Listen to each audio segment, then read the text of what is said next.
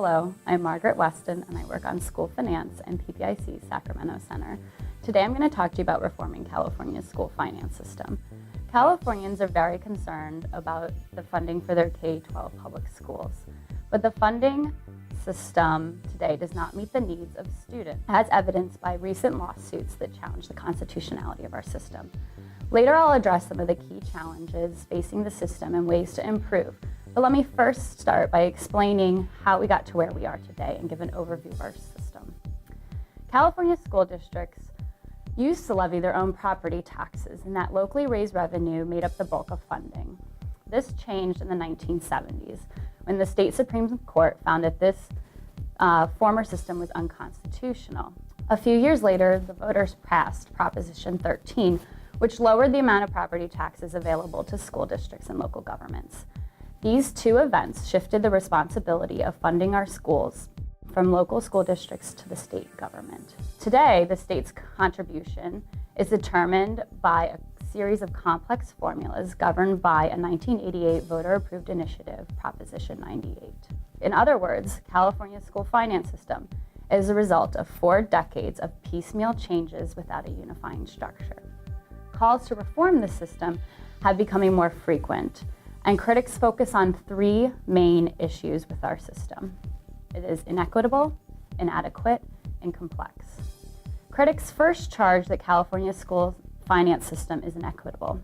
The per-pupil funding rates among our school districts vary quite dramatically, and school districts with higher per-pupil costs, those with more English learners or disadvantaged students, do not necessarily receive enough revenues to meet those needs.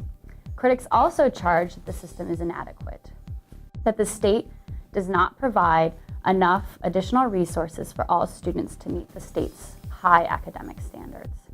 On one measure of resources, pupil-staff ratios, California ranks last or near last, trailing similarly large diverse states like Florida, New York, and Texas.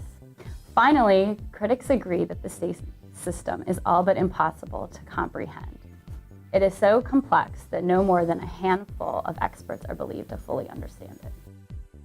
How might California's schools be more equitably and efficiently funded? We propose 5 guiding principles for a new approach. These principles do not identify a superior system, but they do show ways in which California could improve its current system. Let me explain each principle in more detail.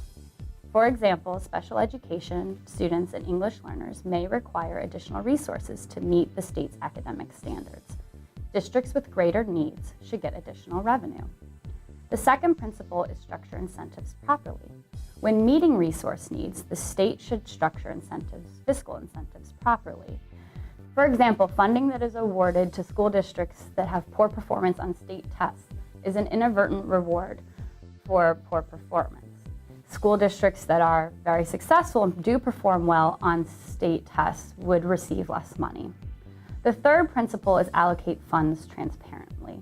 The formulas for allocating money to school districts should be relatively simple and very clear. The fourth principle is treat similar districts equitably. Right now, there are large differences in funding per pupil. For example, in Southern California, among 4 school districts that share the same zip code, funding varies as much as $1,200 per student. Instead, funding should be allocated on statewide per pupil rates so that similar districts serving similar students receive the same level of funding. And our final principle is to balance state and local authority. There are 8,000 or more public schools in California, and a one-size-fits-all approach may not work in every case. So the state should grant more authority over funding decisions in exchange for higher levels of accountability. Although school finance reform could result in higher costs in a time when our state is grappling with severe budget deficits, this is arguably the best time to begin school finance reform. Indeed, the state can make some small changes today that would result in a much improved system. Based on economic and demographic projections, schools will receive more money than they do today. This additional revenue provides an opportunity to improve California's school finance system so that it aligns with the 5 principles I've already mentioned. We model several ways to use this additional revenue to improve our school finance system.